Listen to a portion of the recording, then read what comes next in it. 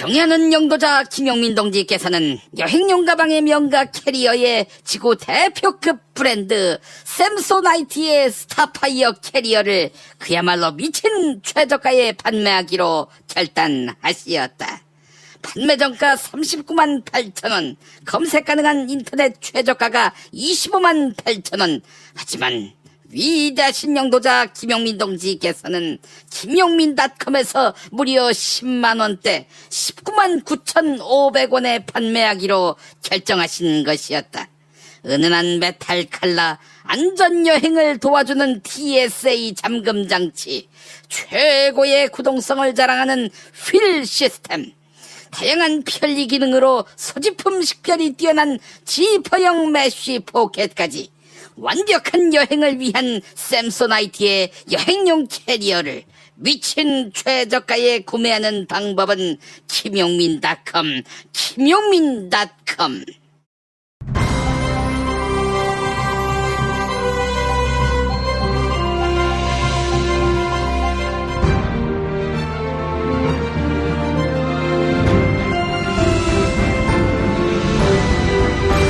2018년 8월 21일 화요일 김용민 브리핑 2부입니다.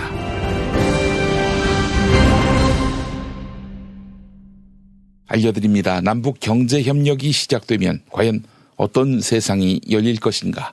이 세상에서 어떤 비전을 세울 수 있을 것인가? 이 분야 최고의 전문가를 모시고 공개방송을 엽니다. 돌아오는 일요일 8월 26일 낮 2시 서울 충정로 벙커원에서 있습니다. 서울 지하철 충정로역 9번 출구 나오면 보이는데요. 김진양 개성공단 지원재단 이사장이 강사입니다. 벙커원으로 여러분을 초대합니다. 8월 26일 일요일 낮 2시입니다. 오늘 새벽에 나온 종합일간지 헤드라인 살펴보겠습니다. 먼저 경향신문, 딸이 있었다니 아버지는 눈물만 흘렸다. 국민일보, 살아줘서 고맙다. 네, 이런 제목을 달았습니다. 제21차 남북 이산가족 상봉 행사가 어제 금강산에서 개최됐습니다. 한국전쟁과 분단을 이유로 헤어진 가족들이 만나자 곳곳에서 탄식과 울음이 터져 나왔는데요. 이번에 방북한 1차 상봉단은 내일 작별 상봉 그리고 공동 점심 식사를 끝으로 다시 기약 없는 이별을 합니다. 이번엔 동아일보, 학교가 아이들을 버렸다, 이런 제목입니다. 성폭력을 당한 청소년 가운데 상당수가 전학 갈 학교를 찾지 못해서 이중고를 겪고 있다고 합니다. 성폭력 피해 청소년을 문제아로 인식해서 전학을 받지 않으려는 학교가 많다는 것입니다. 아니, 가해자도 아니고 피해자인데 어째서 문제아로 인식한다는 말이죠? 다음은 조선일보, 상반기 자영업자 폐업 사상 최다, 이렇게 제목을 달았습니다. 상반기 기준으로 올해 자영업자 폐업이 10년 만에 가장 많았던 것으로 나타났습니다. 조선일보의 조사 결과 올해 상반기에 폐업한 자영업자의 숫자는 20만 곳에 달했습니다. 이번엔 서울신문, 경제팀 직을 걸어라, 문재인 대통령 일자리 사생결단. 중앙일보, 문재인 대통령 김앤장 겨냥 고용에 직 걸어라. 한겨레, 경제팀 직 걸어야, 문재인 대통령 최후 통첩. 한국일보, 김앤장 삐걱대는 동거 언제까지, 이런 제목입니다. 최근에 고용 부진과 관련해서 문재인 대통령이 정부의 책임을 인정했습니다. 특히 청와대와 정부의 경제팀 모두 완벽한 팀워크로 최선을 다한다는 믿음을 주어야 한다, 이렇게 말했는데요. 최근 소득주도 성장 정책을 둘러싼 김동연 경제부총리와 장하성 청와대 정책실장의 갈등설을 의식한 듯한 발언으로 풀이됩니다. 마지막으로 세계일보, 무기 도입 거수기로 전락한 방추위, 이렇게 제목을 달았습니다. 세계일보는 우리 군의 무기 도입을 결정하는 최고 의결기구인 방위사업추진위원회가 흔들리고 있다, 이렇게 지적했습니다. 국방부 장관의 의중에 따라 정책이 결정되는 거수기 위원회가 됐다는 것입니다.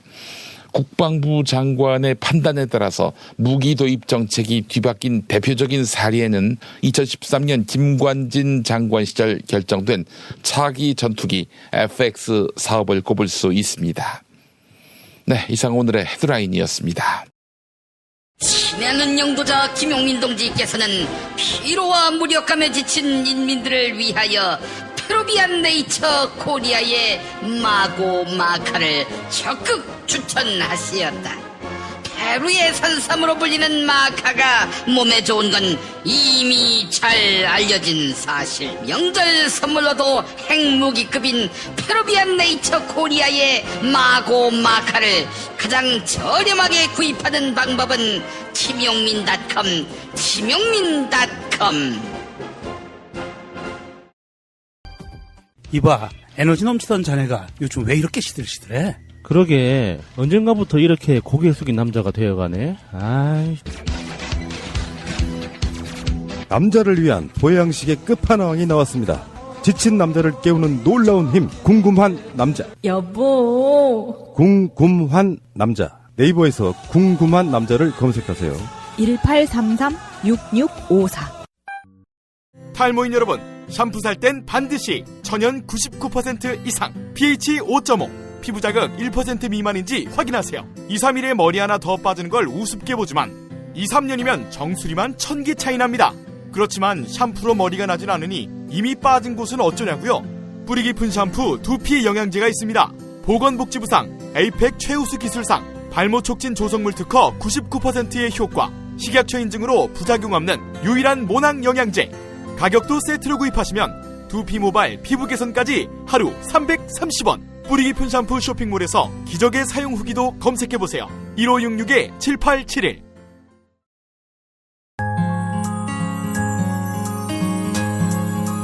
당신의 정직한 뉴스 보자관, 김용민과 주파수를 맞춘다. 새로운 아침 특별한 선택, 김용민의 뉴스 브리핑. 김용민의 뉴스 브리핑. 더불어민주당 전당대회를 앞두고 세계일보가 서울대 폴랩과 함께 당대표 후보들의 이념 성향을 분석했습니다. 당권 주자인 송영길 의원과 김진표 의원 그리고 이해찬 의원은 모두 민주당 의원들의 평균 이념 성향보다는 보수적인 것으로 나타났습니다. 당대표 후보 3명 가운데 가장 진보적인 것으로 나타난 후보는 바로 이해찬 의원이었습니다. 세계일보는 더불어민주당 의원들이 처리한 법안 약 1600개에 대한 표결 행태를 분석했는데요. 이를 통해서 이념 성향을 점수화해 가장 진보적인 점수 -1부터 가장 보수적인 점수 +1까지 상대적 점수를 매겼는데요. 민주당 의원들은 모두 중도, 즉 0 미만을 기록해서 진보 성향으로 분류됐습니다. 이 가운데 이해찬 의원의 이념 성향 점수는 -0.47, 송영길 의원은 -0.33, 김진표 의원은 -0.23점을 기록해서 당내에서 가장 보수적인 성향으로 분류됐습니다. 세계일보 보도였습니다. 문재인 대통령과 여야 5당 원내대표 회동에서 선거제도 개편이 필요하다는 공감대가 확인됐습니다. 선거제도 개편 여부는 여당인 더불어민주당과 제1야당인 자유한국당 손에 달려있는데요. 민주당은 비례성 강화에는 원칙적으로 찬성하면서도 선거구제 개편 논의에는 소극적입니다. 선거제도가 바뀌면 의석수를 손해볼 수 있기 때문입니다. 같은 이유로 자유한국당이 연동형 비례대표제 도입에 적극 나설 가능성은 높지 않습니다. 실제로 현행 소선거구제를 유지한 채 연동형 비례대표제를 도입한다고 가정하고 여기에 지난 20대 총선 결과를 대입하면 각 정당의 의석수가 크게 바뀝니다. 국회 입법조사처에 따르면 민주당은 현재 123석인데 110석이 되고 자유한국당은 122석이었는데 이것이 105석으로 바뀝니다. 그리고 국민의당 놀랍습니다. 38석이었죠. 네, 만약 연동형 비례대표제를 도입하면 83석이 되고요. 정의당 6석이었는데 연동형 비례대표제를 도입하면 23석으로 바뀝니다. 동아일보 보도였습니다. 박근혜 전 대통령 탄핵 심판 당시 양승태 대법원이 헌법재판소의 내부 정보를 빼돌린 것으로 드러났습니다. 검찰은 임종헌 전 법원행정처 차장의 USB와 컴퓨터 하드디스크를 분석하는 과정에서 헌법재판소 내부 정보가 담긴 문건들을 발견했습니다. 이 중에는 2016년 말부터 지난해 초 박한철 당시 헌법재판소장의 비공개 발언이 포함됐는데요. 박한철 당시 소장은 박근혜 전 대통령의 탄핵 심판을 신속하게 진행하기 위한 방안에 대해 지시한 것으로 나타났는데요. 당시 양승태 대법원이 향후 정세 판단을 위해서 정보를 빼낸 것으로 추정됩니다. 이 밖에도 검찰은 서울중앙지법 최모 부장판사가 헌법재판소 내부 정보 관련 문건들을 빼돌린 정황을 포착하고 압수수색을 진행했습니다.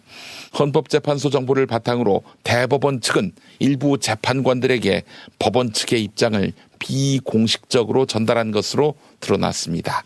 재판관들을 압박해서 헌법재판에도 영향을 미치려 한 것으로 검찰은 의심하고 있습니다. 이래저래 양승태에 대한 포위망이 좁혀져 가고 있습니다. 한국일보 보도였습니다. 여느 형사재판과 다르게 선거재판은 죄를 처벌하는 기능을 넘어 당선 무효 기능까지 수행합니다. 선거법을 위반해서 신체형이나 100만 원 이상의 벌금형을 선고받으면 당선이 취소되지요. 하지만 선거범죄의 양형 기준이 100만 원이란 기준과 동떨어져 설정됐다. 이런 지적이 나옵니다. 예를 들어서 대법원 양형위원회가 제시한 선거범죄 양형 기준에 따르면 허위사실 공표죄를 저질렀을 때 징역 8개월 이하 혹은 100만 원에서 최대 500만 원의 벌금형을 부과합니다.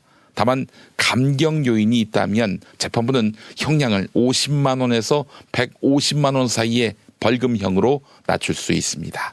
당선 유효나 무효를 가르는 재량을 전적으로 법원이 쥐는 것입니다. 결국 선거재판에 대한 결과 예측이 어려워지고 그래서 선거 때마다 정치적 판결이라는 비판이 제기되고 있는 것입니다. 법원과 다르게 검찰은 내부적으로 50만 원으로 구간을 나눈 선거범죄 구형표를 활용합니다. 법원이 어떻게 정치권과 딜을 치기 위해서 이런 식으로 기준을 만든 것일까요? 그건 알 수 없습니다. 서울신문 보도였습니다. 1980년 5.18 민주화운동 당시 전두환 신군부가 미국의 거짓 정보를 흘렸던 것으로 드러났습니다. 무력 진압의 정당성을 확보하기 위해 광주에서 시민군이 인민재판을 했다. 이런 잘못된 정보를 제공한 것입니다. 5.18 기록관은 미국 탐사보도 전문기자인 팀 셔록 기자가 기증한 미국 정부 기밀문서를 분석했는데요. 1980년 5월 26일 주한 미국 대사관이 미국 국무부에 보낸 한국 상황 보고문을 보면 광주에서 인민재판이 열려 처형도 있었다. 이런 대목이 나옵니다. 또한 신군부는 무장폭동 2천여 명이 장기 항쟁을 위해서 무등산에서 은거하고 있다. 이렇게 거짓 내용을 날조하기도 했습니다. 북한을 연상하게 하고 빨치산을 연상하게 하기 위한 신군부의 모략이었다. 이렇게 보는 것이 마땅하겠죠. 실제로 미국은 이런 잘못된 정보를 바탕으로 신군부의 도청 진압 작전을 묵인한 것으로 분석됐습니다. 5.18 기록관 나의갑 관장은 신군부가 광주 상황을 한국의 위기로 날조해서 군사반란을 합리화하려 했다. 이렇게 분석했습니다. 한겨레 보도였습니다. 허익범 특별검사팀이 김경수 경남도지사를 불구속 기소할 방침인 것으로 전해졌습니다. 특검 관계자는 드루킹 댓글 조작 사건을 공모한 혐의 그리고 공직선거법 위반 혐의로 김경수 지사를 불구속 기소할 가능성이 크다. 이렇게 말했습니다.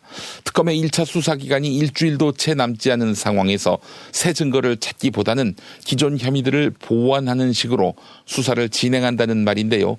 특히 특검이 불구속 기소로 가닥을 잡은 건 수사기간 연장 신청에 대해서 내부적으로 회의적인 목소리가 크기 때문인 것으로 알려졌습니다. 이런 분위기 탓에 특검은 압수수색과 같은 강제 수사 계획이 없는 것으로 전해졌는데, 자, 이제 관심은 수사기간을 연장하느냐 마느냐 아니겠습니까? 오는 토요일 1차 수사기간 종료를 앞둔 특검은 내일 수사기간 연장 신청 여부를 결정할 방침입니다. 박상용 특검보의 브리핑 들어보시죠. 수사기한 연장 신청 여부는 22일 날 결정할 것입니다. 이것이 오늘 제 브리핑의 요지입니다. 예, 이상입니다. 한국일보 보도였습니다. 배우 장자연 씨가 숨지기 전 1년치 통화 내역이 경찰 수사 기록에서 통째로 사라졌다. 이런 내용의 보도 지난주에 전해드렸는데요. 그런데 당시 수사를 담당한 검사가 경찰 수사에서 기록이 빠진 것과는 별도로 통화 내역을 보관하고 있었습니다. 당시 수사검사였지만 지금은 변호사가 된 박모 씨는 경찰 수사 단계에서부터 사건을 지휘하면서 통화 내역을 따로 받아두었다, 이렇게 설명했습니다. 이에 검찰 과거사 조사단은 수만 건에 달하는 통화 내역 전체를 넘겨받아 수사 중입니다. 과거사 조사단은 특히 성접대 의혹과 관련해 고위 인사와 관련한 통화 내용이 있는지 확인할 방침인데요.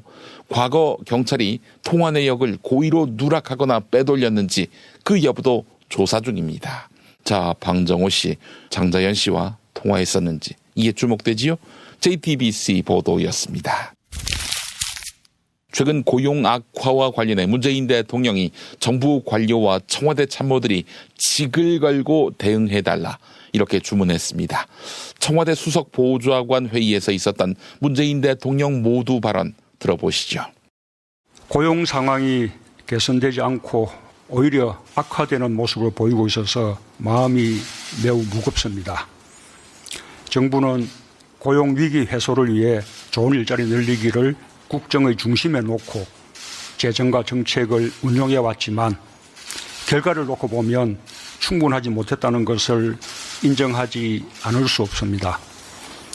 매달 발표되는 고용 상황을 보면 정부의 정책이 효과를 내는 분야가 있는 반면 효과를 내지 못하거나 부족한 분야가 있습니다. 또한 고용 상황이 좋아지는 분야와 연령대가 있는 반면 고용 상황이 계속 악화되는 분야와 연령대가 있습니다. 인구와 산업구조 조정, 자동화와 온라인 쇼핑과 같은 금방 해결하기 어려운 구조적 요인도 있습니다.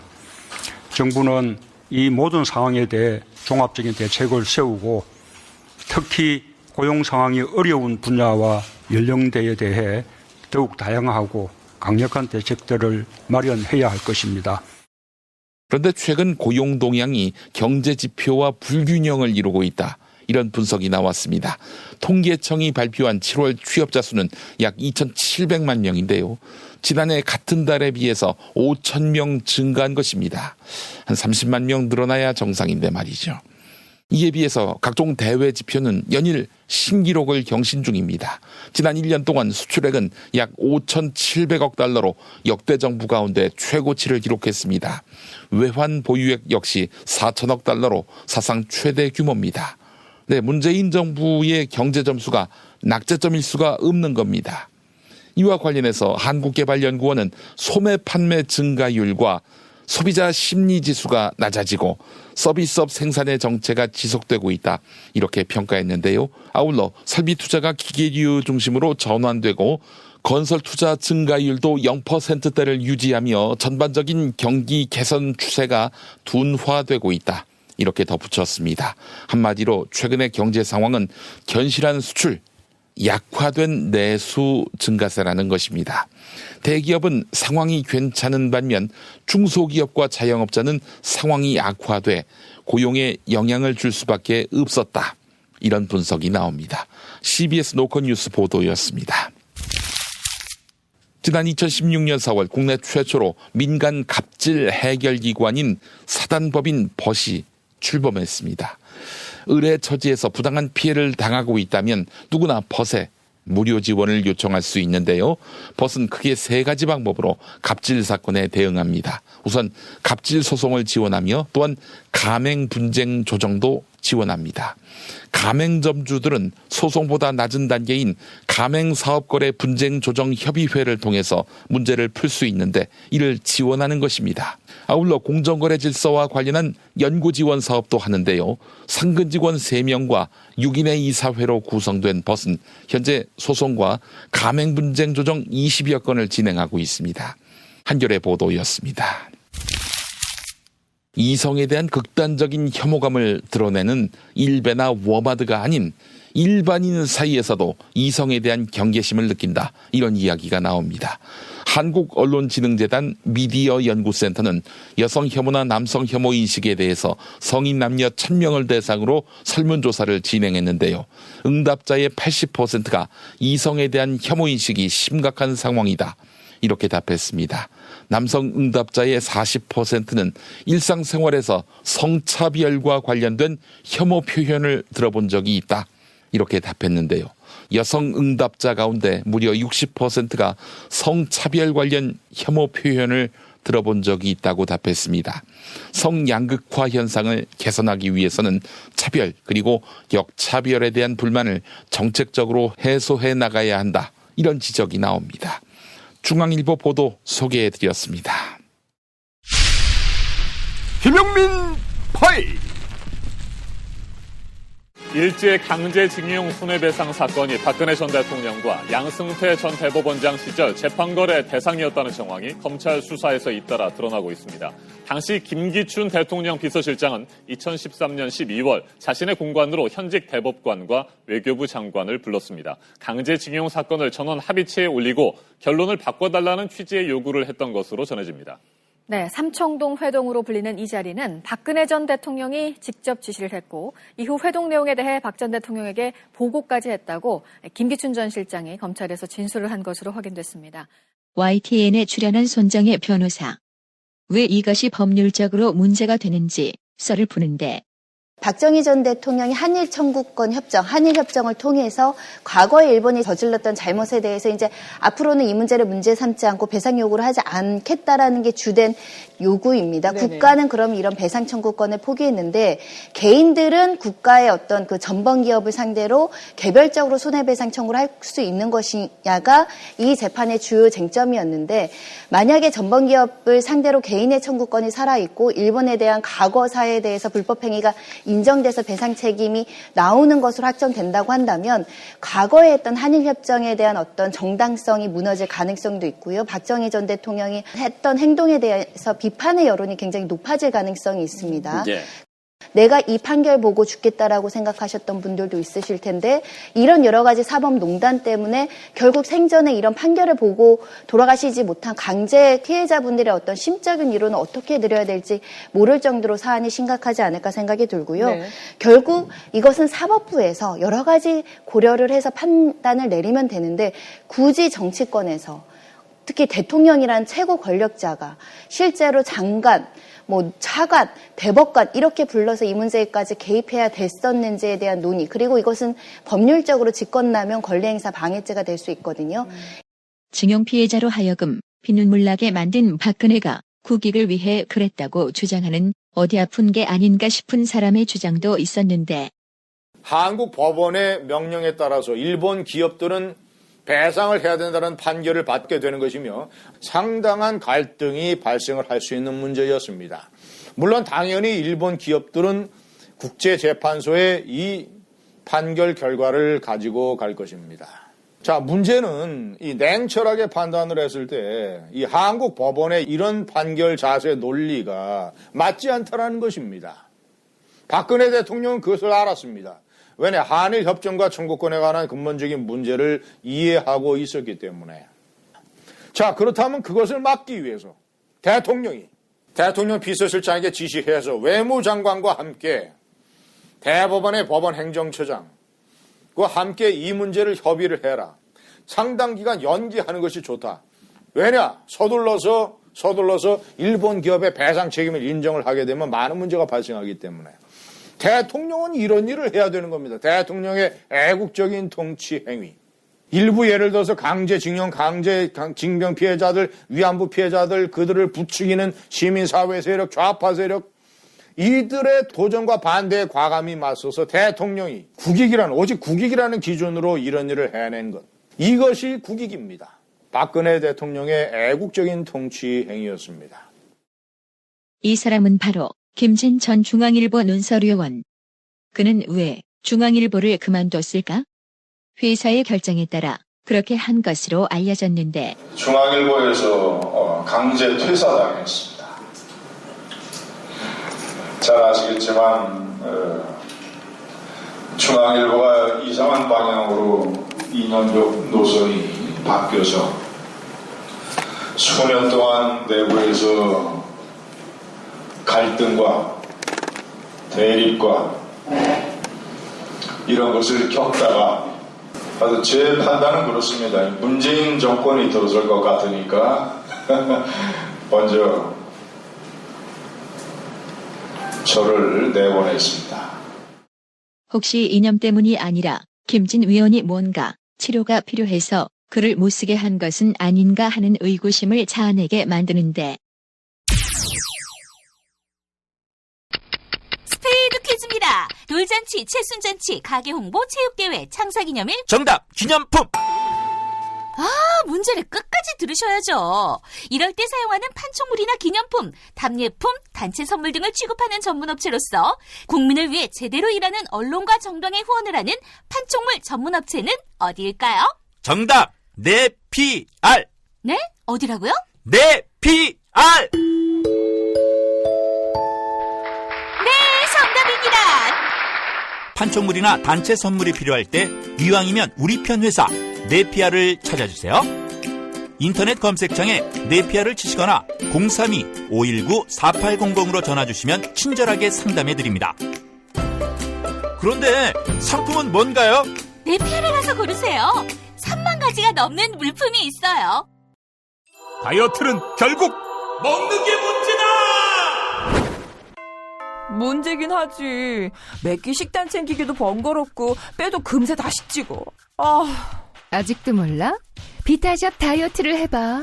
안 그래도 궁금했는데 어떻게 뺀 거야? 몇 개월 한 거야? 몸에는 안 나빠? 물어 뭐래. 비타샵 가봐. 같이 해. 1522-6648 혹은 비타샵을 검색해주세요. 올해는 책의 해라고 하지요. 오는 9월 수원 행궁동이 책 놀이터로 변신합니다. 전국의 지역 출판사들이 만든 맛깔난 책들이 한자리에 모이고 어린이 책 난장, 누구나 책방, 북 아트마켓에서 나만의 힙한 아이템을 찾을 수 있는 곳.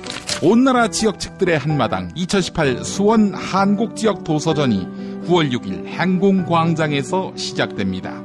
책과 함께 놀아볼까요? 이 캠페인은 사람이 반가운 도시 휴먼시티 수원과 함께합니다.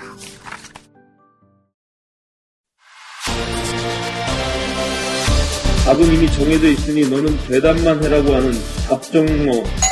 아닌데. 답은 정치인데 너만 몰라. 이건데.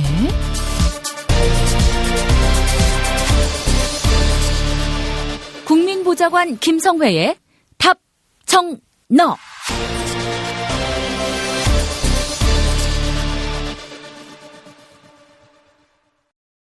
40대 남성 만원대, 10살이라면 5천원대 실손 보험입니다. 40세 여성 기준 월 2만원 치아 보험도 있습니다. 포털 사이트 다음에서 7,000원 운전자 보험 카페 검색해 보십시오.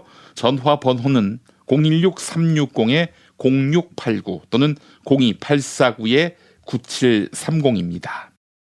이제 답정너로 이어갑니다. 국회 더불어민주당 손혜원 의원실 김성회 보좌관 만나겠습니다. 김 보좌관님. 네, 안녕하세요. 네, 손혜원 의원이 올리신 글들을 보면은 아무래도 이해찬 후보를 지지하는 것 같다는 느낌을 강력하게 받습니다. 어떻습니까?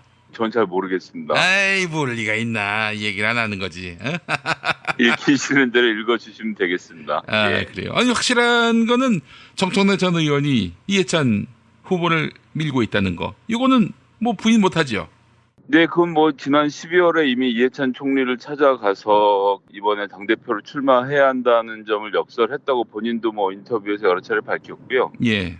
그리고 이제 한 번 더 찾아가서 다시 한번 출마를 권유했다 이런 얘기를 하는데 이것을 통해서 저희가 알 수 있는 것은 이해찬 의원하고 정청래 의원은 친하지 않다는 것입니다. 어제 전화해서 얘기하고 이제 이런 게 아니라 면담을 요청을 해서 면담 날짜를 받아서 찾아가서 만난 사이라는 거죠. 그래서 이해찬 의원과 정청래 의원의 친소관계에 의해서 이루어진 것처럼 생각하시는 분들도 계신데 그 부분에 대해서는 정청래 의원이 그러니까 이제 지방선거를 앞두고 앞으로 차기 당을 어떻게 운영할 것인가에 대해서 본인이 여러 가지 생각을 하면서 지금 이 시기에는 이해찬 총리가 하는 게 좋겠다라고 판단을 하고 찾아갔던 거죠. 그래서 저랑도 이제 그 중간중간에 얘기를 계속 나눴습니다만 저도 궁금하니까 그래서 총리 출마하신대요? 뭐 이렇게 하면 반인 것 같아 지금은 이런 식의 이제 70%까지 올라온 것 같아 하는데 그런 거였던 겁니다. 그러니까 정청래 의원의 이야기는 정청래 의원이 그렇게 판단을 했기 때문에 적임자라서 이해찬을 찾아간 것이지 뭐 이해찬 의원한테 뭐 이러고 저러고가 있어서 간 것이 아니었고요. 이 얘기를 나왔으니까 뭐 오늘 당대표 얘기를 할 건 아니었습니다만 이해찬 의원이 2012년에 공천 과정에서 보면 한명숙 당대표가 이제 공천을 주도했는데요. 이 과정에서 저축은행 연루 사건으로 임종석 당시 의원하고 이화영 의원 이렇게 두 사람이 이것 관련 문제가 됐습니다. 결론부터 말씀드리면 두 사람 다 법원으로부터 무죄 판결을 받았기 때문에 너무나도 억울하게 정치적으로 엮인 사건이었다는 점을 먼저 좀 말씀드리고요. 어쨌거나 당시에는 선거를 앞두고 등등 해서 이제 검찰이 이래저래 엮어가서 두 사람에 대한 뭐 임종석 의원 심지어는 보좌관에 대한 혐의 사실이었는데 이제 발표를 하죠. 그래서 이제 문제가 됐는데 그 보도를 접한 이해찬 의원이 세종시로 내려가던 차를 돌려서 그러니까 보도를 접하고 한명숙 대표가 그것과 상관없이 두 사람을 공천 주려 한다는 소식을 듣고 차를 돌려서 서울로 올라옵니다. 서울로 올라와서 아주 격렬하게 항의를 하고 이 과정에서 부산에 있던 문재인 당시 뭐 변호사도 지분이 있는 사람이었기 때문에 다 올라와서 격론을 벌이는데 이해찬 의원에게 있어서 이화영 의원은 이상수 의원 보좌관 출신이지만 어쨌거나 이해찬 의원의 최측근이라고 할 수 있거든요. 굉장히 가까운 사이였고 했는데 억울함을 호소했죠. 그리고 제가 조금 전에도 말씀드렸습니다만 두 사람 전부 다 무죄를 받고 나왔기 때문에 말 그대로 정치검사를 공세였던 건데 이해찬 의원 요지부동으로 이렇게 해서 공천을 하면 총선에서 흔들려서 안 된다는 점을 주장했고 한명숙 총리가 결국 그걸 받아들여서 두 사람은 그때 공천을 받지 못하고 낙마를 했고 이화영 의원은 그 이후로는 이제 실질적으로 이제 국회의원 생활은 접게 됐는데요.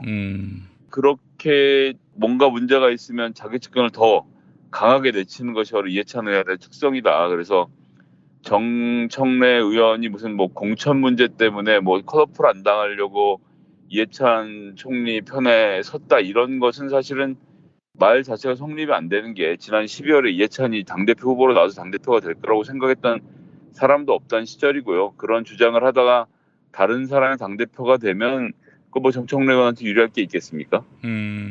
이런저런 사정을 고려해 봤을 때 그리고 이해찬 총리의 그런 성정을 봤을 때 정청래 의원이 그런 걸 모르고 한 것도 아니고 그래서 공천 과정에서 뭐 이득을 얻기 위해서 추천한 것은 아니었고 말 그대로 뭐 시대의 흐름을 봤던 것이고 특히나 그것이 남북관계의 진정과 기무사 등의 여러 가지 문제들이 터지면서 게다가 또 이해찬 후보 본인 입으로도 얘기하지만 나왔으면 좋겠다고 생각했던 후보들이 나오지 않게 되고 이런 과정을 통해서 내가 아니면 안 되겠다 생각하고 출마를 결국 결심하게 된 거라서요. 그런 에피소드가 있었습니다. 그래서 뭐 이게 팟캐스트고 공적으로 쓰여야 하는 채널이 맞긴 한데 정청래 의원 관련돼서는 다들 관심이 있어 하실 것 같아서 그런 말씀을 좀 드리고 싶고 정청래 의원이 뭐 공천을 받고 싶어서 이해찬한테 줄 섰다. 이게 말이 안 되는 게요. 정청래는 사실 당을 위해서 선당 후사의 차원에서 당에 무리하고도 무도한 낙천을 쓴잔 마시듯 그냥 받았어요. 근데 이런 사람이 다음 공천에서 탈락한다?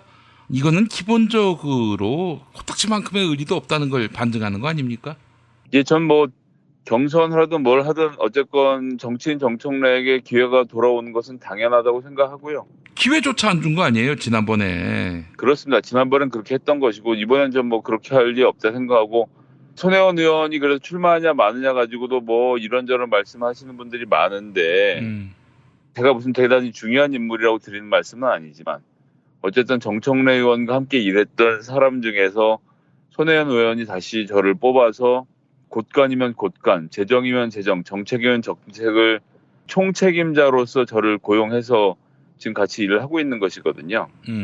그것이 뭐 무엇보다도 큰 신뢰를 보여준다 생각하고 지난 지방자치선거 공천 과정에서도 정청래 의원의 의사대로 공천을 하도록 했었고 뭐 너무 많이 얘기해서 제가 더 이야기할 필요가 없기도 합니다만 예. 그 복잡한 얘기와 관련돼서 제가 딱 드릴 말씀 하나입니다. 손혜원 의원이 마포을에서 정청래 의원과 민주당 공천을 두고 경선으로 다툴 일은 없다. 이것이 뭐 제가 드릴 수 있는 가장 정확한 말씀이고요. 정치 그렇게 하는 분들이 아니잖아요, 사실은.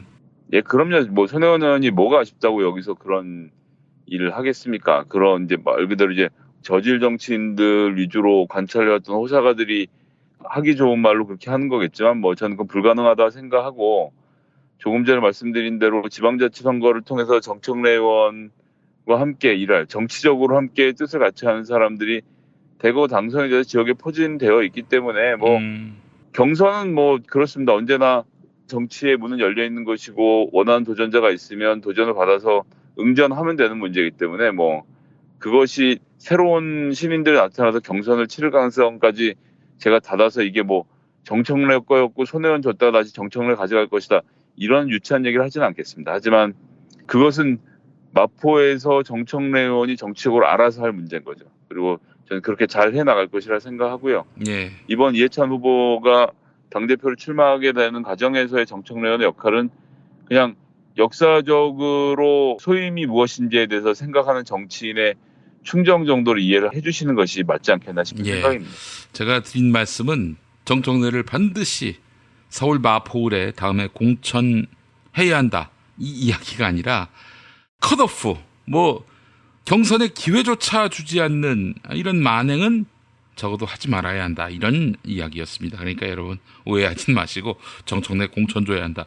이 차원은 아니라는 점. 예, 뭐 그런 점에 있어서는 뭐 김진표 후보가 됐든 송영길 후보가 됐든 이해찬 후보가 됐든 그 점은 차이가 없을 거라고 보고요. 공정한 경선 룰대로 하기로 한 점은 세 후보 다 공의하고 있는 이야기이기 때문에 전 그런 원칙이 잘 지켜질 것이라고 생각해서 예. 당대표 선거는 그런 정도 이야기를 일단 드리겠습니다. 알겠습니다. 자, 오늘 이야기는 이제 은산분리 이야기인데 은산분리 완화 이걸 두고 참 말들이 많고 특히 진보 진영에서 매우 큰 실망감을 표시하고 있습니다. 이거 어떻게 보셨어요?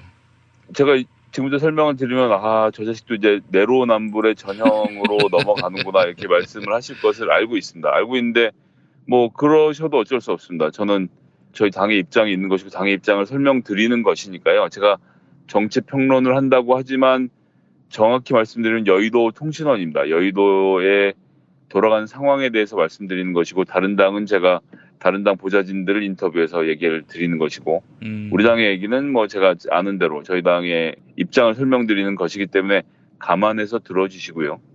은퇴나 전문은행에 대한 은산분리 이야기가 처음 나왔을 때인 전 정권 때를 돌아가 보면 그 당시 이제 금산분리죠. 이것도 일종의 레토릭인 건데 금융과 산업을 분리해야 된다.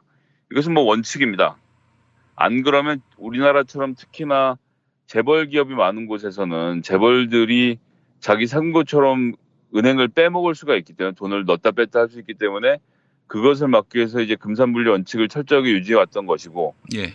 그러다가 이제 여러 가지 규제로 인해서 은행 산업이 발전이 더디고 뭐 신산업을 키우기 위해서 인터넷 전문 은행을 만들지 않았습니까? 예. 인터넷 전문 은행은 뭐 가장 큰 특징은 역시 지점이 없다. 그리고 모든 거래를 모바일로만 한다. 뭐 이런 특징을 들 수 있습니다. 모바일로만 하기 때문에 PC에 비해서 여러 가지 안전망이 강하게 설치가 되어 있고 해서 저도 지금 모 뱅크를 쓰고 있습니다. 매우 편하게 잘 쓰고 있거든요. 인터넷 전문 은행을 키우려다 보니까 투자처를 찾다 보니까 산업을 갖고 있는 이게 소위 말하는 이제 산업체죠. 이 돈 많은 기업들이 투자가 이제 조건이 맞지 않아서 못하는 상황이 지금 있는 거죠. 그래서 이걸 어떻게 할 것인가를 놓고 본 건데 전 정권과 지금의 차이, 즉 야 니네 전 정권에서 반대했다 이제 와서 된다는 거가 좀 너무 우습지 않냐, 나 뜨겁지 않냐는 말씀들 하시는데 전 정권에서의 이 금산분리, 은산분리를 인터넷 전문 은행에서 완화하는 것은 그것을 첫 번째 수순으로 해서 일단 문호를 연 다음에 비율을 높인 다음에 아이고 이거 뭐 이런 거 투자할 기업이 없으니까 다른 데는 안 되지만 이게 지금 현행법상은 5조 이상의 기업이 안 되고요. 상호 출자를 하고 있는 기업 집단, 즉 대기업은 재벌 기업은 안 되는 거거든요. 투자를 할 수 없는 상태로 돼 있어요. 은행을 만들지 못하는 상태로 되어 있는데 이제 야 그러면 뭐 일단 IT 기업부터 좀 풀어야 되는 거 아니야? 뭐 이렇게 너스레를 떨면서 가다가 결국은 금산분리의 원칙을 무력화시킬 것이다라는 걱정이 있었던 거죠. 그렇죠. 그래서 사실은 물꼬가 트이면은 이거는 뭐 IT 기업이고 재벌이고 할 거 없이 다 개방될 수밖에 없다. 이런 우려입니다. 예, 그러니까 그 우려는 왜냐하면 정권이 그런 목표를 가지고 접근을 했기 때문에 무력화를 시키는 단초로서 말 그대로 둑을 뚫기 위해서 인터넷 전문 은행부터 시작하자라는 논지선상에 서 있으면 그 말이 맞아요. 그 말이 맞는데 지금은 그것이 아니라 차세대 먹을거리 개발에 우리가 지금 주력해야 되는 시기 아닙니까? 지난 10년 이명박근혜 시절에 잘못했으니까 우리 경제가 지금 이 모양 이 꼴이니까 우리 책임이 아니고 그들 책임이다라고 말씀드리는 것은 아니지만 실제로 4대 강에 투입됐던 28조 돌이켜보면 그 당시 경기가 어려워서 그 28조를 4대 강에 투자해서 그걸로 토목이 돌고 그러면서 일자리가 생기고 경기를 돌린 측면을 뭐 저는 100% 부정하지 않습니다. 이명박이 저지른 폐악과 죄악은 죄악인 것이고 어쨌든 그 28조를 통해서 건설 경기를 부양해서 당시에 어려웠던 경제 상황을 세금으로 결국 극복했다는 점은 그 점에 대해서는 우리가 생각해 봐야 되는 측면이 있는 것이거든요. 그런데 이제 문제는 뭐냐면 그 28조를 4대 강바닥에다 때려박아갖고 아무런 성과물이 남지 않은 채 토목회사만 배불리고 당시에 일했던 사람들의 월급만 주는 것으로 그 돈을 날렸다는 자체가 저는 아주 폐악이고 범죄라고 생각을 하고 그 돈으로 신성장 사업을 찾았어야죠. 그것이 뭐 바이오가 됐든 신소재가 됐든 뭐 요즘 얘기가 한창 하기 좋아합니다만 뭐 4차 산업이 됐든 어떤 형태로든 그 돈을 가지고 과감하게 대규모로 투자를 하면서 지금 조선과 자동차에 집중되어 있는 우리나라의 산업 구조를 개편할 필요가 있었던 겁니다. 그리고 그 기회를 우리가 놓쳤던 것이고요. 그래서 지금 뭐 4차 산업 이야기를 지금 하는 것도 마찬가지로 하늘에 뜬구름을 잡겠다 이런 게 아니라 어쨌든 새로운 먹을거리를 찾아내야 돼요. 지금 우리나라 시장에서 가장 큰 반도체는 특히나 메모리 분야인데 비메모리 분야가 만들기도 어렵고 뭐 이런저런 게 있지만 그건 사실 기술적으로 우리가 못 따라가는 부분이 많고 사실 지금 우리나라가 잘 하고 있는 것은 메모리 분야에서 반도체거든요. 그런 경우는 지금 중국이 엄청난 속도로 따라잡고 있어요.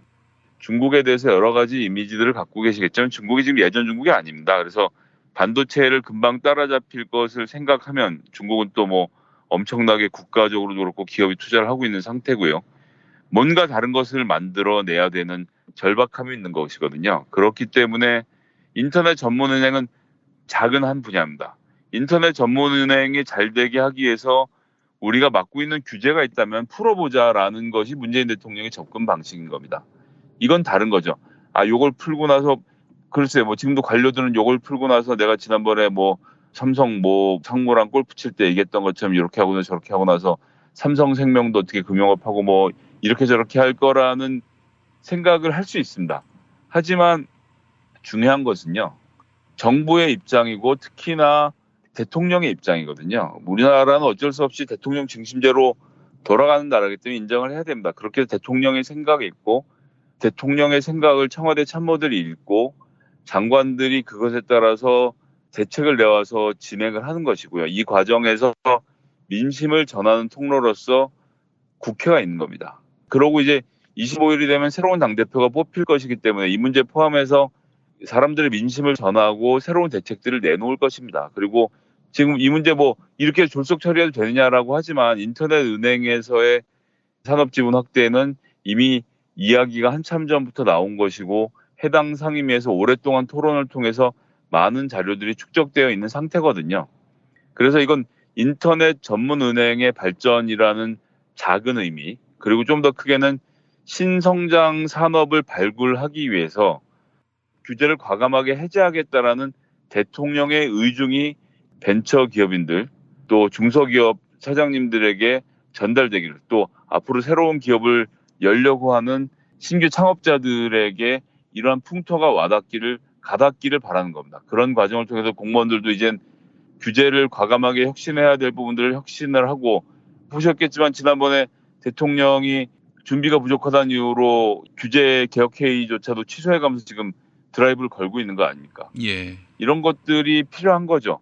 그런데 이제 정치권은 정치권대로 이것이 가지고 오는 부작용에 대해서도 또 면밀하게 검토하고 시민사회를 만나고 또 기업을 만나고 이러는 과정에서 조율을 해가는 한 파트너로서 역할을 하게 될 것입니다. 전 그렇기 때문에 2년 전에 인터넷 전문은행에 대한 은산분리를 반대하던 민주당이 대통령의 한마디니까 획 돌아섰다라고 말씀하시는 것은 뭐 그 자체로 비판받을 부분이 일단 비판받아야겠지만 기본 전제가 다르다는 것. 그리고 지금은 여야를 할 것이 없습니다. 신산업 동력을 찾아내야 합니다. 이것을 찾아내지 못하면 우리나라가 여러 가지로 심각한 위기에 봉착하게 되고요. 자영업자 얘기를 잠깐 격가지를 해서 말씀드리면 지금 자영업자들이 힘들다라는 보도를 많이 보셨을 겁니다. 그리고 자영업 하시는 분들 되게 힘드신 것을 알고 있고요. 저 역시도 10년 넘게 자영업을 했던 당사자로서 자영업이 얼마나 고통스럽고 괴로운 과정인지 잘 알고 있습니다. 그런데 지금 자영업이 어려운 것은 비단 우리나라의 문제가 아니라 전 세계가 그렇습니다. 미국은 특히나 뭐 아마존 같은 괴물이 존재하면서 오프라인에서 매장이라는 것 자체가 많이 의미가 없어졌거든요. 그런데 지금 이것을 옛날에 뭐 양장점이 있었으니까 동네 양장점을 되살리자라는 운동으로는 이 문제를 해결할 수가 없습니다. 아니 다 인터넷에 옷이 엄청나게 싸고 좋은데 뭘 굳이 동네 양장점에서 비싼 돈 주고 옷을 맞추려고 하겠습니까? 사람들의 소비 패턴을 그런 식으로 강제로 바꾸는 것은 전 불가능한 일이라고 생각하고요. 그렇게 문제를 해결할 것이 아니라고 봅니다. 그 노동력들이 다른 노동을 할 수 있도록 환경을 만들고 새로운 산업을 만들어내는 것이 정치와 정부가 할 일인 거죠. 그렇기 때문에 지금 뭐 반도체, 자동차, 조선으로 집중되어 있는 우리나라의 이 경제 동력에 어떤 새로운 동력을 보탤 것인가에 대한 논의를 저희는 활발하게 해야 한다고 생각하고, 규제는 없애줄 테니 새로운 성장 동력이 무엇인지 우리 함께 찾아봅시다라는 문재인 대통령의 이런 제안은 적극적으로 수용하고, 이건 뭐 특히나 여야 할 거 없지 않습니까? 지금 심지어는 자유한국당도 찬성을 하고 있어서 뭐 저 잘 아시는 분들이 어떻게 자유한국당이 찬성하는 안에 너희들이 찬성할 수 있냐는 비판을 듣고 있는데, 필요한 일은 해야 된다라고는 말씀 다시 드리겠습니다. 정치는 조금 다릅니다. 서로 합의할 수 있는 분에서 합의하고 조금이라도 진척시켜 나가야 하는 일이 있기 때문에 원내대표가 훌륭하게 역할을 해서 우리가 내주는 만큼 다른 곳에서 성과를 내고 받아오기를 좀 기대하면서요. 그런 과정을 통해서 나가야 된다는 점을 다시 한번 좀 말씀드리겠습니다. 네, 알겠습니다. 김성애 보좌관님 오늘 말씀 잘 들었습니다. 네, 감사합니다.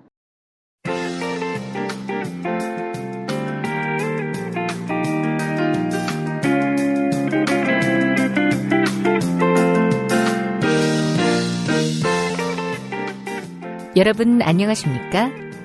지금부터 전국 17개 시도교육청과 무관한 2018학년도 뉴스 듣기 능력평가를 시작하겠습니다. 가정이나 직장, 차량, 야외에 계시는 애청자 여러분께서는 팟캐스트의 음량을 알맞게 조절하여 주시고 팟빵 게시판에 정답과 이메일 주소, 사연을 써올리시기 바랍니다. 모든 문제는 한 번씩만 들려드리니 잘 듣고 지시에 따라 물음에 답하시기 바랍니다. 이제 시작하겠습니다. 카카, 큰일 났습니다. 뭐가 또 큰일 났어요? 이번 주를 끝으로 뉴스 듣기 능력 평가가 폐지됩니다. 왜 때리십니까? 이제는 여기마저 나를 버려? 카카, 여기가 뭐 각하가 쓰임새가 있어서 쓴 줄 아십니까? 그러면 왜 썼는데? 각하가 웃기니까 그렇죠. 내가 그렇게 유머 감각이 셌나? 하긴 살 좀 뜯겨져 나갈 때까지 물어라. 이런 하이개그를 치긴 했지. 그게 어떻게 하이개그입니까? 각하 하여간 수고 많으셨습니다. 청와대에 있을 때부터, 권력의 최정점에 있을 때부터 감옥에 있는 지금 최저점까지 이 코너와 함께 하셨네요. 너는 이 코너 대권주자일 때 시작했지? 이제는 별 볼 일 없는 잉여가 될 때 끝나는 것이고, 근데 네 파트너 환희는 어떻게 됐어? 각하 다 아시면서 각하 곁에 있지 않습니까? 옥살이 중 아닙니까? 너도 여기 들어와라. 이런 기막힌 시대에는 감옥만한 데가 없어. 근데 더워서 참을 수가 없습니다. 야, 폭염 다 갔어. 내년 여름이 오면 어떡합니까? 그리고 다음에 공천 못 받을까봐 들어갈 수가 없습니다. 야, 너 총선 불출마한다고 했잖아. 불출마 약속 2년 뒤까지 사람들이 기억하겠습니까? 각하, 제가 감옥에 들어갈 수 없는 핵심적인 이유는 바로 사람들에게 잊혀질까봐 이겁니다. 사람들의 기억 속에 머무는 동안 너는 노룩 패스 따위만 기억될 거야. 잊혀지는 자유도 누려보라고. 각하, 근데 감옥에 가면 밥이 잘 나옵니까? 야, 며칠 안 먹으면 모든 밥이 다 맛있어진다. 야, 여기도 사람 사는 곳이야. 근데 제가 뭘로 감옥 갈까요? 제 지은 죄가 이실 짓고 하면 돼. 네가 안 불어서 그렇지. 네가 마음만 먹으면 올 수 있지 않겠어? 근데 각하, 곧 2심 판결이 나올 모양이지요. 이재용으로부터 뇌물 받은 거 재판부가 30억대로 끊을 것 같습니까? 아니면 70억대로 끊을 것 같습니까? 각하가 30억대만 받았다. 이게 바로 정형식이가 내린 판결 아닙니까? 야, 70억 받았다고 해. 70억. 어차피 10년 사나 20년 사나 그게 그거 아니야. 각하, 10년도 20년도 아니고 24년입니다. 왜 4년을 빼십니까? 이 비호감이 무성이. 문제 드리겠습니다. 우선 선물 소개부터. 옥탑방 졸업생 박원수입니다. 정답자에게는 도서출판 장비에서 협찬해주신 만화 병자호란 보내드리겠습니다. 한명기 교수의 베스트셀러 역사평설 병자호란이 교양 만화로 재탄생했습니다. 17세기 전후의 조선 그리고 그 주변 국가들의 이야기를 다룬 만화 병자호란 많은 관심 부탁드립니다. 다른 정답자에게는 애주가들의 핫 아이템 술친금 한 박스 보내드립니다. 검색창에서 술친금 가자. 금요일 정답자 가운데 한 분께는 남도 먹거리에서 협찬하는 식품 꾸러미 상품 선물해 드립니다. 인터넷 주소창에 남도먹거리.kr 입력해 주시기 바랍니다. 금요일 정답자 가운데 다른 한 분께는 골반 보정 속옷 바디로직 리포머 팬츠를 선물해 드립니다. 포털 사이트에서 바디로직 찾아주시기 바랍니다. 금요일 정답자 가운데 다른 한 분께는 먼문 빌리지 이용권 격주로 보내드립니다. 총 3,000평의 대지와 건물 2동을 오직 한 팀에게만 서비스하는데 포털 사이트에서 머문 빌리지를 검색해 주시기 바랍니다. 근로중에서 사연이 소개된 분에게는 올인원 향수비누 헤이브로 올인원 파워바를 보내드립니다.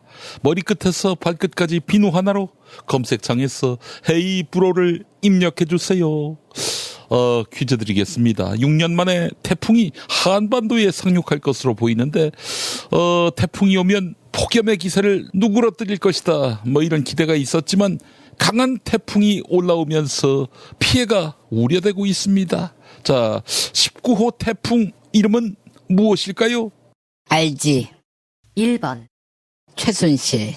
2번 나비. 3번, 루사.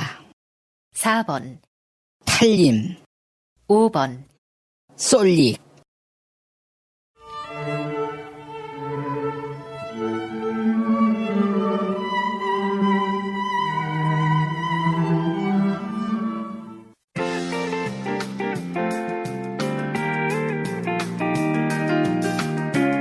수고하셨습니다.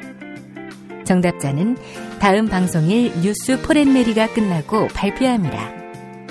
이상으로 전국 17개 시도교육청과 무관한 2018학년도 뉴스 듣기 능력평가를 모두 마치겠습니다. 소중한 사람들과 마음을 나눌 때 딱 좋은 술이 있습니다. 몸에 좋고 맛도 더욱 좋은 녹구의 눈물을 김용민닷컴이 가장 저렴한 가격에 판매합니다. 명절 선물로도 좋습니다. 녹구의 눈물. 큰맘 먹고 떠나는 제주여행, 제주 렌트카 대여 협동조합과 함께하세요. 제주 렌트카 대여 협동조합은 제주도 내 렌트카들을 한자리에서 예약할 수 있고 정직한 가격에 신차를 우선 배치해드립니다. 홈페이지 jercr.co.kr이나 전화 064-713-2435로 연락주세요. 우토로 마을에는 태평양 전쟁 당시 군 비행장 건설을 위해 강제 동원된 조선인들의 아픈 역사가 있습니다. 우토로 평화기념관 건립을 위해 당신의 참여가 필요합니다. 기억할게 우토로 캠페인 아름다운 재단. 생활인을 위한 꿀팁. 집 두 채에 월 10,000원 화재보험 카페. 화재 배상, 심지어 도난 피해까지. 여기에 더해 가전제품 고장 수리비까지. 연중 무휴라 언제든 02849-9730. 허리가 아파요. 아랫배가 나와요. 골반이 바로 서야 건강도 아름다움도 바로 섭니다. 바디로직을 입으세요. 토크밴드의 입체적인 탄력이 틀어진 골반을 바로잡습니다. 간편하고 확실한 골반 교정 타이즈 바디로직. 노력한 만큼 내어주는 자연. 그 자연의 마음을 알기에 정성농장 홍삼. 검색창에서 정성농장 홍삼을 검색해주세요. 010-9754-6972.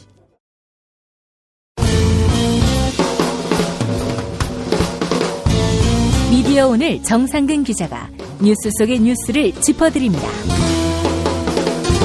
정상근 기자의 오늘 미디어.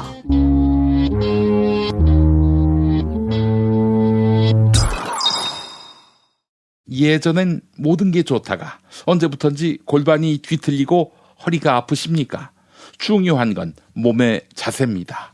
이젠 바디로직으로 몸을 조율해 보세요. 검색창엔 바디로직, 전화는 031-345-4550번입니다. 오늘 미디어로 이어갑니다. 정성근 기자 함께하겠습니다. 정 기자님. 네, 안녕하십니까. 네, 오늘 어떤 이야기 해볼까요? 네, 먼저 청와대하고 조선일보가 또 한판 붙은 얘기를 드리겠습니다. 예. 발단이 어제자 조선일보 일면 기사인데요. 진짜 조선일보 이렇게 기사를 쓰면 안 되는데 황당한 기사였습니다. 이게 강인선 기자라는 사람이 쓴 기사인데요. 그 여기자고 뉴욕인가 워싱턴 특파원으로 있지 않아요? 워싱턴 특파원입니다. 워싱턴 특파원이고 예. 이 사람이 이런 식으로 기사를 쓴 게 지금 초범이 아니에요. 근데 그거는 조금 이따가 말씀드리기로 하고요. 네. 뭐 어쨌든 제가 워싱턴에 가보지 못했고 강인선 씨 본인 딴에야 열심히 취재를 해서 얻어낸 결과물로 그런 기사를 쓴다 뭐 이렇게 말할 수도 있을 건데 그런데 그럼에도 불구하고 이 기사는 정말 심각한 문제가 있다라고 저는 생각을 합니다. 예. 재차 말씀드리지만 정말 이렇게 기사를 쓰면 안 되는데요. 그것도 워싱턴 특파원을 갈 정도로 짬이 찬 기자가 기사를 그렇게 쓴다는 게 저는 좀 믿겨지지 않을 정도인데. 조선일보가 그만큼 맨파워가 약해졌다는 얘기예요. 네, 뭐 그렇게 볼 수도 있죠. 네. 근데 뭐 맨파워가 강했던 시절에도 김대중, 뭐 류익은 뭐 이런 사람들이었으니까 뭐 어쨌든 그렇습니다. 그래도 간혹 괜찮은 기자들이 있어서 혼동하게 만들었는데 이젠 뭐 거의 쓰레기들만 남았다고 봐야 되는 거죠. 네, 그렇습니다. 그래서 일단 문제가 된 기사를 말씀드리겠습니다. 이게 제목이 그러니까 미국이죠. 개성 남북 사무소 UN 미 제재 위반이라는 제목이에요. 네. 내용은 이렇습니다. 그러니까 남북이 이달 중에 개성공단 내에 설치할 남북 공동 연락사무소와 관련해서 미국이 UN 대북 제재뿐 아니라 미국의 독자 대북 제재에도 위반이 될 수가 있다라고 했다는 내용입니다. 예. 그러면서 미 행정부 고위관리가 17일 본지, 그러니까 조선일보요. 조선일보와의 전화 인터뷰에서 우리는 조만간 문을 연다는 남북 공동 연락사무소에 대해 우려하고 있다. 한국 정부가 개성의 연락사무소를 연다면 북한을 협상 테이블로 끌어낸 제재를 한국이 위반하는 위험에 빠지는 것이다. 아이고, 내 이럴 줄 알았어. 네. 네. 한미는 최근 남북 공동 연락사무소 개소와 관련된 대북 제재 면제를 마쿠에서 논의해왔지만 입장 차이를 좁히지 못한 것으로 보인다. 이런 얘기예요. 그러면서 이 미 행정부 고위관리가 상당히 강한 어조로 남북 공동 연락사무소가 미국을 곤란한 상황에 빠뜨릴 수 있다, 이런 말을 반복했다라든지, 한국의 제재 위반 사항이 발견되면 미국의 행동에 나설 수밖에 없다는 말을 했다든지, 이런 얘기가 합니다. 그리고 이 맨 마지막에 이제 근거가 너무 없으니까 이런 얘기를 덧붙이는데, 문재인 대통령은 지난 15일 공동 연락사무소와 관련해서 며칠 후면 남북이 24시간 365일 소통하는 시대가 열리게 될 것이다 라고 했지만 제재 면제 문제가 정리되지 않으면서 우리 정부가 당초 17일로 추진했던 개소식 일정은 미뤄지고 있는 것으로 알려졌다. 네, 이렇게 기사가 끝나요. 예. 저는 그 미국의 고위 행정부 관계자가 이런 얘기를 했는지 안 했는지 그건 잘 모르고요. 근데 기사 자체에서 큰 잘못이 발견이 돼서 그거 얘기를 좀 드리려고 합니다. 예. 일단 이 미 행정부 고위관리가 누군지 모르죠. 지금 이 조선일보는 제목도 그렇고 기사 내용도 그렇고요. 그러니까 미국이 남북 연락사무소를 만들려는 우리의 입장을 매우 안 좋게 생각한다. 우리를 제재할 수 있다. 지금 이렇게 얘기를 했잖아요. 그러면 이 미 행정부 고위관리라는 사람이 미국을 대표할 만한 사람이라는 건데 예. 지금 그게 누군지 이름도 못 가고 있다라는 겁니다. 그러니까 미국이 이렇게 한다라고 할 수 있는 건 트럼프 대통령이라든지 아니면 폼페이오 국무장관 정도면은 그럴싸하죠. 예. 그런데 그 조선일보는 일면 이 기사를 올릴 정도로 무게감을 두고 제목에 아예 미국이라고 박아버리면서 미국 행정부 내에 이런 의견이 있다 정도가 아니라 미국이 그렇다고 한다라고 주어를 썼고, 그러면 이 행정관리가 누군지 이름을 밝혀야 하는데 이름도 밝히지 못했다라는 거죠. 예를 들어서 제가 조선일보 기자를 만났는데 이 조선일보 기자가 그 장자연 씨 사건에 기록된 조선일보 방사장이 방정호다 이렇게 얘기를 했다고 치면 예. 제가 기사에다가 조선일보 방정호와 장자연 연관성 있다 이렇게 인정 이렇게 기사를 쓰면은 고소할 거잖아요. 그렇죠. 예. 그런데 어떻게 기사를 이렇게 쓰는지 잘 이해가 안 가더라고요. 물론 이제 이 고위 행정부 관료라는 사람이 그런 말을 했을 수는 있다고 봐요. 그러니까 미국의 행정부의 인원이 몇 명인데 볼튼 같은 사람이 또 없겠습니까? 그런데 제가 알기로는요. 공동연락사무소, 그러니까 이게 판문점 선언에 담겨 있잖아요. 예. 그야말로 미국을 대표하는, 그야말로 주어의 미국이라고 쓸 수가 있는 유일한 사람, 도널드 트럼프 미국 대통령이 이 판문점 선언을 극찬하면서 지지를 하지 않았습니까? 그렇죠. 예. 그런데 이게 행정부 공식 대변인 발표도 아니고 고위 인사 이렇게 써놓고 미국이 반대한다라는 말과 등치를 시키면 이거 정말 말도 안 되는 기사죠. 그렇습니다. 근데 제가 아까 말씀드렸듯이 강인선 씨가 이런 짓을 벌인 게 처음이 아닙니다. 지난 1월에 남북 대화 모드가 급진전을 타기 시작을 할 때 강인선이라는 사람이 네파들의 트위터를 모아서 이게 미국 여론이라고 전달을 해버렸어요. 예. 미국 여론이라고 하면 양쪽의 입장을 다 긁어서 쓰든 아니면은 여론조사 결과를 발표를 하든 아니면은 자기 생각이면 자기 논설을 그냥 써서 자기 입맛에 맞는 트위터 글을 붙이든 이렇게 해야 되는데 예. 기사 제목에 워싱턴에서 한미동맹 의구심 커진다라는 제목을 써버렸어요. 강인선 씨 자기 집에서 의구심이 커진 모양이겠죠? 그렇죠. 그러니까 워싱턴에는 분명히 다양하고 여러 가지 의견이 있을 텐데 지금 마치 워싱턴이 다 한국과 북한의 대화를 반대하는 것처럼 제목을 저렇게 달아버렸다라는 거죠.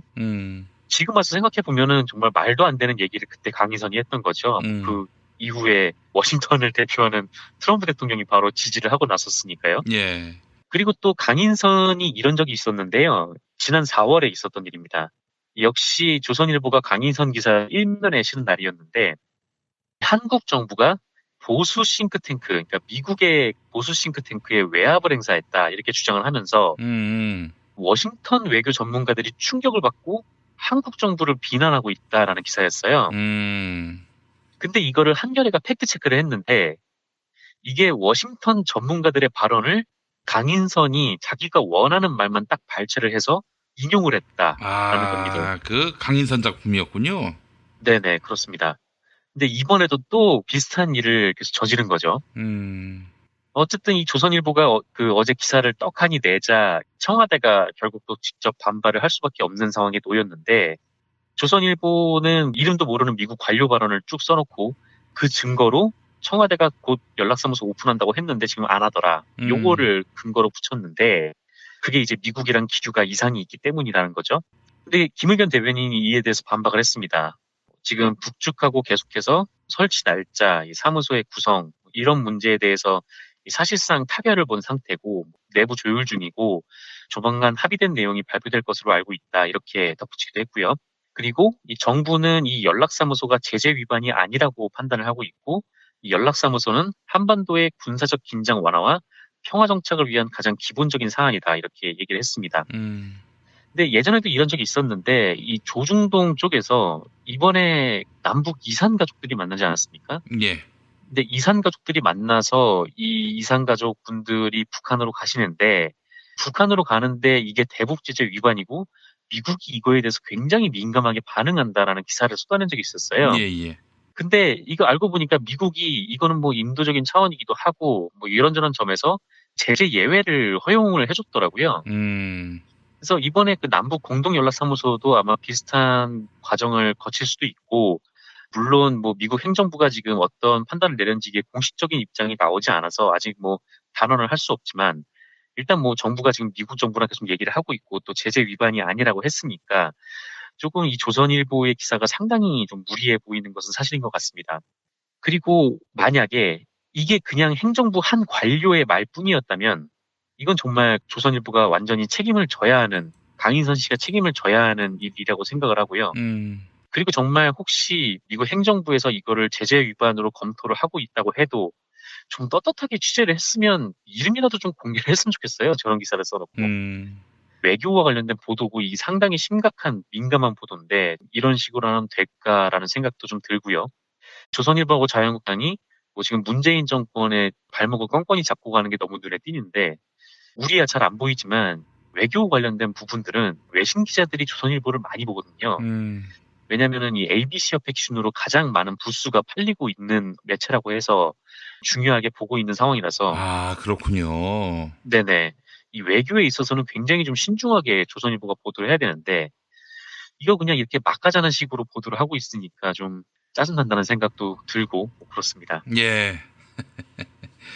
조선일보가 영향력이 커 보이는데 이런 조선일보가 한국 관련, 특히 한국 정부 관련한 그런 보도를 낼 때 악의적인 의도를 갖고, 그러니까 이제 문재인 대통령을 무능하거나 대책 없는 사람으로 이렇게 만들어가지고 국제적으로 고립을 시키려는 그런 의도가 아니겠는가 추정해 볼 만도 하네요. 그렇습니다. 예. 그 강인선 씨가 예전에 말이죠. 제가 그 이노근 씨한테 낙선 축하 화환을 보냈지 않습니까? 한 2년 전에. 그랬더니 뭐 그걸 비난하면서 마지막에 이런 글을 쓰는 지면이 아깝다는 생각도 든다라고 썼어요. 그래서 제가 한마디 했습니다. 그럼 쓰지 마. 다 써놓고 지면이 아깝다고 그래. 아, 진짜 연차 그렇게 먹어서 지금 이렇게 기사를 쓸 거면 차라리 그냥 블로그 하는 게 낫지. 네. 종이한테 되게 아깝다는 생각이 드네요. 그렇습니다. 이런 강인선이가 쓴 글을 발행하기 위해 쓰이는 지면이 아깝습니다. 그렇게 얘기를 하고 싶습니다. 다음 소식은요? 네, 제가 일전에 이 부산일보와 관련된 소식을 전해드린 바가 있는데요.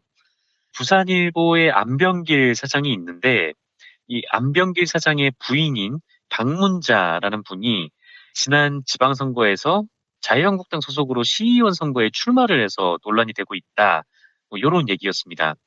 그래서 부산일보 구성원들은 아니 시의원을 나가려면 부산일보 사장 그만두고 같이 뛰던지 아니면 부산일보 사장을 할 거면 부인의 출마를 말리던지 그래야지 지금 본인은 부산일보 사장 자리에 떡하니 앉아가지고 부인이 정치를 하겠다 이렇게 뛰고 있으니까 부산일보 기자들이 상당히 좀 화가 났었죠. 그렇죠. 예. 그런데 그 후에 이게 또 다른 논란들이 계속 불거지고 있습니다. 그래서 몇 가지만 말씀을 드리려고 하는데요.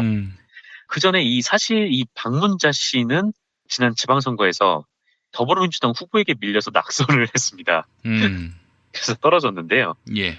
그런데 그 이후에 안병길 부산일보 사장이 지인들에게 선거 과정에서 박문자 씨의 지지를 호소하는 문자를 보낸 사실이 드러났어요. 원래 안병길 씨가 이 부인 출마 논란이 있었을 때 이렇게 얘기를 했거든요. 아니 뭐 부인은 부인이고 나는 나고 내가 말린다고 개인의 출마를 막을 수 있냐. 뭐 너무 걱정하지 마라. 부산일보는 사유화한다고 사유화할 수 없다. 그런 얘기였는데 정작 지인들한테 문자를 이렇게 보냈습니다. 자랑스런 진주고 동문 선후배님 50회 안병길 가로 열고 부산일보 사장 가로 닫고 입니다. 제 아내 박문자가 해운대 제1선거구 자유한국당 부산시의원 후보로 출마했습니다. 이런 문자를 보냈다는 거예요. 그러니까 본인의 부산일보 사장이라는 직을 그대로 이제 선거 홍보에 활용을 한 거죠. 그래서 부산일보 기자들이 이건 도저히 안 되겠다 싶어서 6월부터 안병길 퇴진운동을 벌이고 있습니다. 하지만 역시 안병길은 안 나가고 지금 버티고 있는 상황인데요. 그런데 최근 또 하나 논란이 불거졌다라고 합니다. 바로 업무상 배임 의혹인데 언론노조 부산일보 지부에 따르면 안병길 사장 그리고 임원진이 올해 3월에 부산일보의 2017년도 수익이 전년 대비 3배 정도가 늘었다는 이유로 임원별로 각각 800만 원에서 1000만 원의 성과급을 나눠 가졌다고 해요. 예. 근데 문제는 부산일보의 이 수익 상승에 따른 성과급 규정 등이 없다라는 겁니다. 그런데 이 안병길 사장이 임원들하고 큰 돈을 나눠 가지면서 심지어 지난해 퇴사한 임원한테까지 성과금을 지급했다라는 거죠. 예. 그래서 이제 부산일보 노조에서는 이걸 배임으로 건다는 건데 지금 뭐 안병길 사장이 뭐 또 하나의 좀 위기를 좀 맞게 된 것 같습니다. 그래서 지금 뭐 부인 출마부터 이 자신 지인들한테 돌린 문자에 지금 배임까지 여러 의혹들이 쏟아지고 있는데요. 예. 이미 뭐 부인이 출마했을 때부터 뭐 말꼬리 잡고 늘어지지 말고 바로 사퇴를 했었어야 한다라고 좀 보고 더 이상 부산일보 기자들 발목 잡지 말고 좀 사퇴를 하라는 마음에서 간단하게 부산일보 브리핑도 전해드렸습니다. 참 민망한 일인데 말이죠. 네, 아주 쪽팔린 일이죠. 아이고 남편 신세 망칠 일 있냐? 왜 그런 짓을 하느냐? 라고 이야기를 해야 마땅한데 참나. 뭐 남편 신세도 남편 신세인데 지금 안병길 사장 본인이 부산일보의 신세를 지금 망치고 있는 기분이 들어서 어쨌든 그렇습니다. 네, 알겠습니다. 자, 정상근 기자님 수고하셨습니다. 네, 고맙습니다.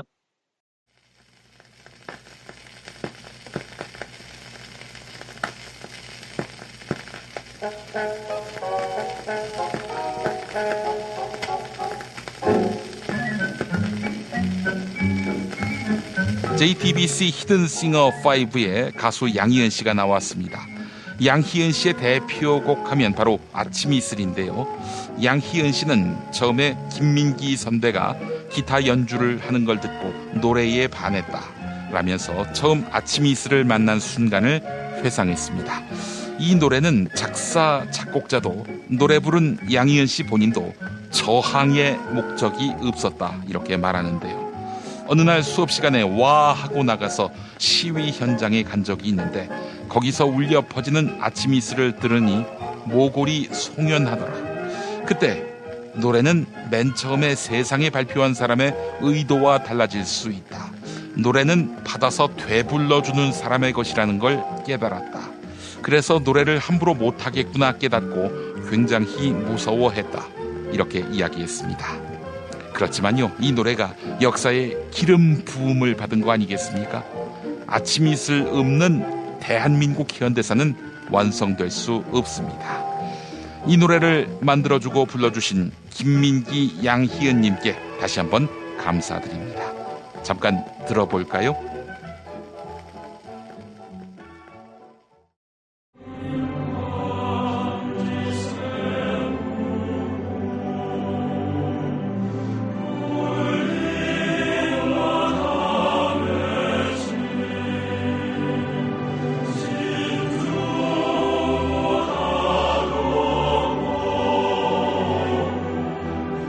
아침 이슬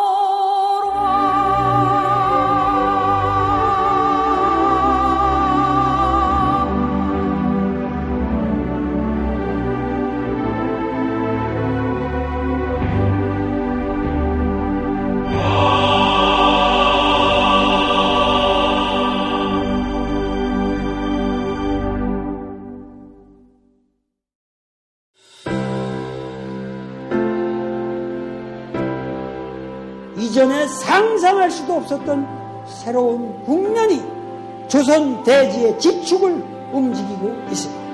이 민족의 역사가 제 궤도에 올라서서 달리게 시작한다고 하는 느낌이군요. 문익환이 가르쳤고 도울이 배웠던 학교, 한신대학교 신학대학원. 꿈을 현실로 살아간 선구자를 양성하는 한신신학은 촛불혁명과 한반도 종전선언 이후의 세상을 준비하고 있습니다. 한신신학을 통해 세계의 신학을 깊이 연구하고 더 나아가 시대의 예언자의 길을 걷고자 하는 모든 분들을 환영합니다. 이 새 시대는 문익환 씨의 힘으로 열리는 것이 아니라 바로 여기 모인 여러분들의 힘으로 열리는 거예요. 한신대학교 신학대학원 홈페이지나 02-2125-0108로 문의하실 수 있습니다.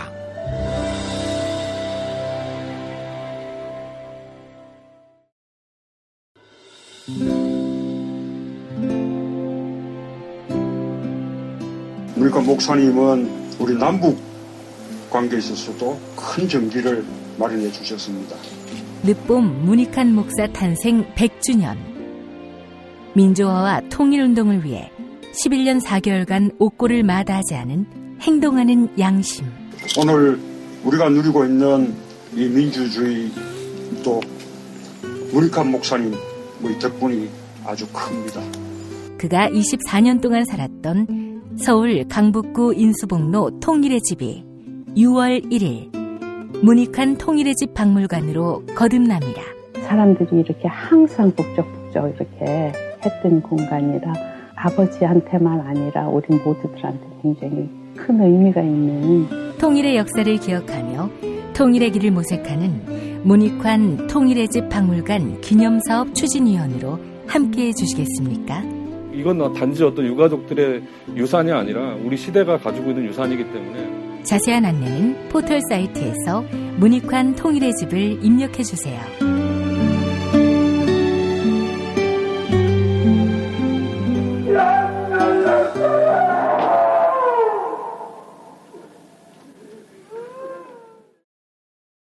탄핵 때문에 뭐 이야기를 전달을 하려고 해도 길을 막고 듣질 않아요.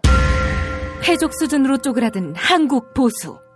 회생의 길은 과연 있을까? 변화된 정치 환경, 갈 길 잃은 보수에게 새로운 희망을 제시한다. 애국 보수의 화려한 부활과 집권을 위한 본격 가이드, 김용민의 신간, 보수를 지켜라. 진중권도 투표하는 보수 정당. 광주에서도 일당이 될 수 있는 보수 정당. 젊은이들의 입당이 줄을 잇는 보수 정당. 언제까지 민주당 정의당을 부러워만 할 것인가? 부러우면 진다니까? 자유한국당 당원 김용민이 쓴 보수를 지켜라. 이김에서 나왔습니다. 김용민.com 자유 게시판에 올라온 사연 일부 소개합니다. 해리안님, 이완배 기자님 말씀에 전적으로 동의합니다. 보수는 대가 없는 희생에 절대 동의하지 않습니다. 어떻게든 대가를 만들어냅니다. 라고 하셨고요. 탱고님, 일요일을 마감하며 평화롭게 벙커원 교회 예배를 듣고 있습니다. 감사합니다. 조용히 듣고 있자면 평온해진답니다. 라고 해주셨습니다. 네, 2018년 8월 21일 화요일 김용민 브리핑 모두 마치겠습니다. 애청해주신 여러분 감사합니다.